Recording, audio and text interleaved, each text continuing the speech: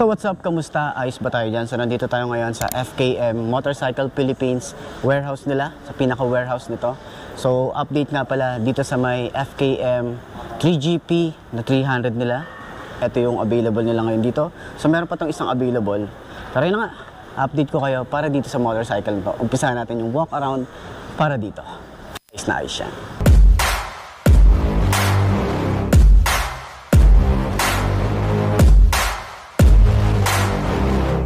I like to get paid, that's why I work every day. I'll be making money till I'm in my grave. Don't care what they say, I'll buy time with my money. Laughing to the bank cause it's funny. The money keep coming, I manifest it. Sing these lyrics and you'll get it. I'm the bank, come invest it. I get tracked and I... So yun mga best, nandito ulit tayo sa may FKM Motorcycle Philippines para sa update natin dito sa may FKM 3GP. Meron tayong kulay green dito. Napakaganda talaga nito, para kang naka-ninja. Ganda. So dito sa motorcycle na to, halos lahat dito para kang naka-custom na. Wala ka nang masyadong papalitan dito. Ready to go na to, no? Pwede nyo na tong ipang-karera.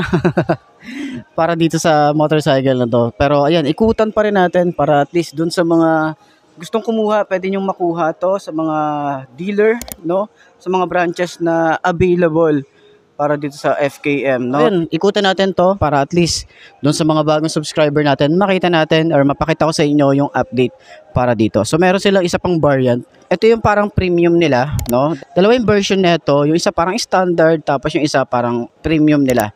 Kumbaga ganon, special edition, mga ganon. Special edition nila, no? Para dito. Ito yung isa sa mga talagang wala ka nang halos papalitan dito. So pakita ko na lang din sa inyo, ikutan na natin. So ayan, meron tayo ritong side mirror, ditiklop din yan. Flip siya, taas baba. Okay? Tapos yung itsura, maganda yung quality. Padahon shape yung kanyang side mirror, so medyo maliit lang yung datingan niya. Pero para sa akin parang saktuhan na to, no? Para makita natin yung nasa likod natin. Tsaka maganda yung quality dito, oh. Gusto ko yung texture dito mula dito sa kanyang pinagkakabitan, 'di ba? Meron tayong windshield dito, hindi siya gaano kataas, no? Medyo alanganin lang yung itsura niya rito, natatakpan lang talaga yung ating dashboard. Okay? So, dito sa side, yung ating signal light, flexible naman yan. Tapos LED na rin yan. Meron tayong maangas na headlight para dito. So, LED na rin yan, halos lahat ng ilaw na to LED. Meron tayong split type na ilaw ng park light. Tapos meron siyang part dito na parang naging bunganga yung itsura, eh, no? Parang galit na dragon yung datingan niya. So maganda yung texture dito, matte finish. Gusto ko yung mga edges dito, eh. Yung design niya rito, ma-appreciate mo talaga. Napaka-angas, napaka-aggressive ng motorcycle. Sporty looking talaga siya. So kagandahan din, naka-inverted forks tayo rito. Kulay gold din yan. Tapos maganda yung ating front fender, napaka-stylish, napaka-futuristic nung datingan niya. Meron tayong decal, meron tayong ABS na makikita rito. Yung kanyang shock U1, yung tatak neto. So yung tires niya, size dito sa harap is 110/70 by 17. So tubeless na rin itong tires niya. At naka-mugs tayo rito. CST yung brand, kilala na rin yan, yung CST, no? So meron tayo rito disc brake, single disc brake, meron tayong ABS, naka dual pad caliper na, ang laki ng size, and meron tayong reflector, side by side naman yan. Dito sa ilalim, yung radiator, malaki din siya. Maganda rin yung style dito sa likod, mukhang nako-cover naman niya, yung talsik ng putik dito. Tingnan nyo yung side na to, grabe yung aggressiveness na itong motor na to. Tapos meron tayong mga decals, ito yung FKM, eh. Yan. Tapos meron tayong 3GP na parang signature type. And then, yung mga collaboration ng brand tulad ng CST, Bosch, kasi nga naka-Bosch yung ABS neto. Ayan, total. And so, dito naman, meron tayong carbon fiber finish dito. So, ito, legit na carbon fiber talaga yung makikita natin dito. Kaya magaan tong motorcycle na to, eh. Tapos, meron siya mga part dito. Okay, dito ma-appreciate mo yung design dito. May open part siya na talagang yung aerodynamics niya, no? Gusto ko yung itsura nung kanyang chassis. yung kanyang frame. Napaka-quality nung gawa. Kakaiba talaga yung frame na ginamit dito, no? Then yung makina, kita natin, meron dito engine. Tapos yung itsura, napaka-premium nung datingan. Meron tayong monitoring ng ating oil. Gusto ko yung paint job dito, quality. Yung ating shifter or yung ating foot pegs dito, hindi ka na talaga magpapalit. Eto na yon. Binigay na talaga ni FKM yung parts na to, no? Hindi ka na bibili sa aftermarket. Gusto ko yung datingan niya rito. Napaka-stylish. Yung foot pegs niya, hindi siya napipflip. Ayan na yan. Alloy. Rear brake niya. Ayan o, rear brake. Meron siyang rubber part dito. Then may metal. Then dito naman yung ating foot pegs para sa angkas. Stylish din yan. Matte finish, kulay gray. Ganda ng finish dito. And then, yung ating tambucho nasa pinakailalim, no? Yan, stylish yung datingan niya. Ang galing ng pagkakagawa dito, yung paikot, no? Meron tayo rito monoshock, adjustable naman yan. Tire hugger, flexible din yan. Maganda rin yung itsura niya. Ito ay naka-single swing arm. Kung paano pinaikot yung ating swing arm dito. Ito. Ayan, napaka-stylish ng datingan niya. Sprocket, ang galing ng pagkakagawa dito. Gusto ko itsura niya. Tapos, naka-disc brake din tayo rito sa likod. Nasa pinaka-center naman siya. Meron din siyang ABS dito sa likod. At CST na rin yung kanyang tires. Ang size dito, 150/60 by 17. Ayan, tubeless na rin yan. Ganda ng mugs na ito. Kita nyo naman. No? So, dito sa part na to, ito carbon fiber to. Ayan, napakaganda ng carbon fiber niya. Tapos, yung datingan niya, napaka-aggressive talaga. Hey, LED, yung ating tail light, signal light natin nandito sa part na to. Flexible din yan, LED rin yan. Yung ating rear fender, ito yung lagay ng plate. Tapos meron tayong reflector, plate light, meron din tayo dyan.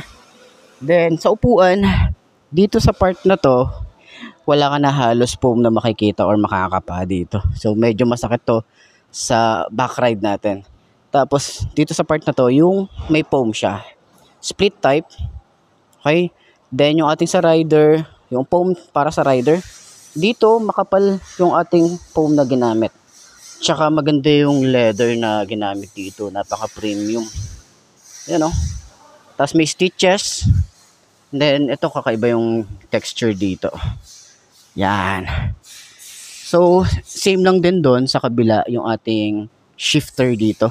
So naka single head din tayo rito. Yung style ng ating makina rito, meron siyang FKM dito na naka-emboss. Ganda ng design dito. So sa fuel tank niya, malaki na din.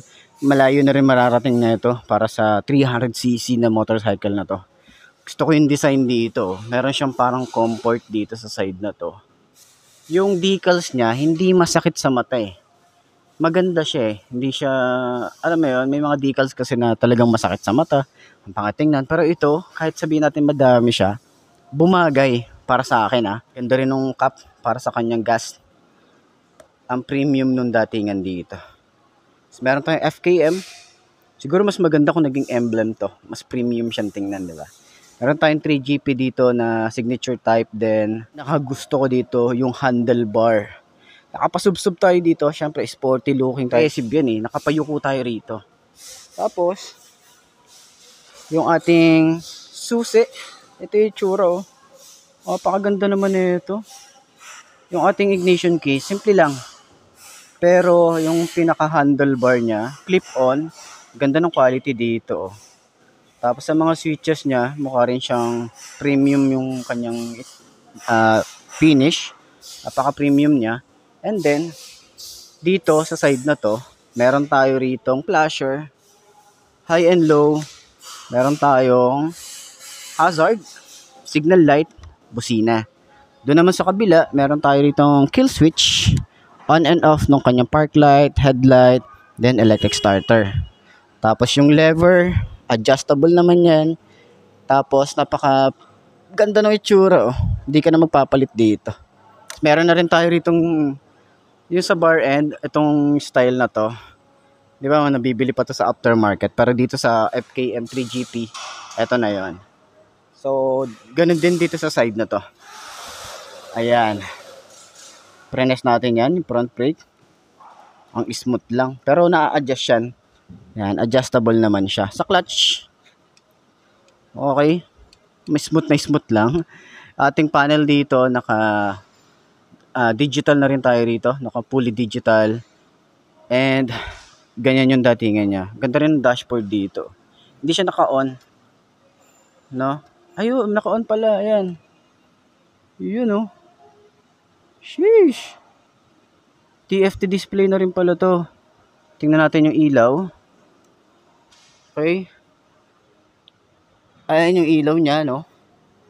Pakaganda, boy. Yan yung ating headlight. Park light natin. Ito yung park light natin. Napakaganda naman ang itsura na ito. Ang sexy naman dito sa likod. Try natin yung hazard. May hazard ba? Ayun, may hazard. Ayan, napakaganda naman ng datingan ng hazard niya. Tapos sa TFT display, alam ko may ano pa yan. Ito na yata pinaka ano niya, display niya, no.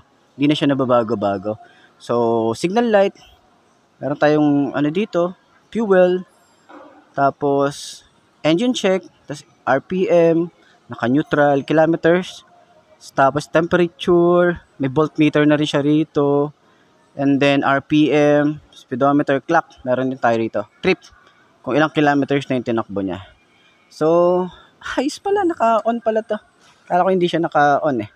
Pero yun nga, sakyan natin yung motorcycle na to. Pero hindi natin siya na sound check, no? Pwede natin siyang sakyan. Pero, ayan, sakyan natin para at least malaman natin sa 5'2" na kagaya ko kung abot ba natin siya. I have it, money finds me attractive. I'm the type to make commas, turn a profit. I'm the boss, Willy Wonka, but it ain't chocolate. Yeah, I'm just being honest, I work for this shit. I'm usually modest, but this beat lit, so I'm going off thoughtless, talking my shit. Yeah, I'ma be the hottest designer in drip. I'm just coming with the rawness. I gotta admit that I'm usually modest, but I work hard for my shit. I'll do the work, yeah, I'll do it till it hurts. I'll invest in my future, I'll invest in the purse. I wanna be so rich, life changes, and I don't ever think about how much I just pay it. Yeah, it's the dream, the American dream. Live on top, don't stop till you got everything. But there's balance, cause this life is a challenge. You gotta live in the now while building up the talent. I'm the type to make commas, turn a profit. I'm the boss, Willy Wonka, but it ain't chocolate. Yeah, I'm just being honest, I work for this shit. I'm usually modest, but this beat lit, so I'm going off thoughtless, talking my shit. Yeah, I'ma be the hot. So ayan, 5'2" yung aking height. Try natin sakyan kung abot natin. Abot ba natin to? Medyo mataas siya. Ganyan itsura natin dito. Medyo mataas siya.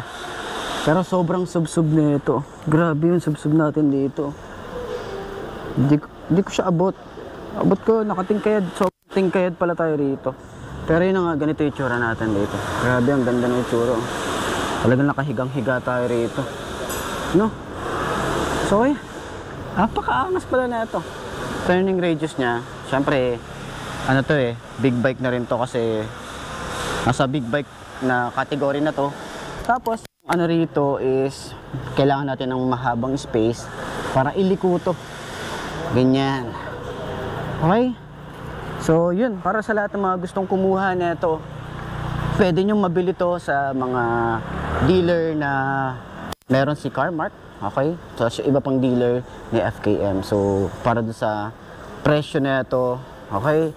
So, puntahan nyo na lang sa pinakamalalapit na branch. Napapakita ko dyan sa screen para at least makapag-sold kayo na ito. Di ba? So, yun nga. Puntahan nyo na lang dito. Ayos na ayos yan. So yun nga mga best, no, eto na ba ang motor na babagay sa'yo? Kung ito na nga ay markahan mo na at mag-subscribe ka na sa aking YouTube channel, i-click mo na rin yung notification bell para updated ka sa lahat ng videos na upload natin dito araw-araw. So laging tatandaan, wala sa brand ng motor ang tatagal yan. Kundi na sa pag-aalaga mo yan, tatagal yan. Ayos na ayos yan. So kita ka na lang ulit tayo bukas. I'm Mark D. Ciao. Maraming salamat sa inyo.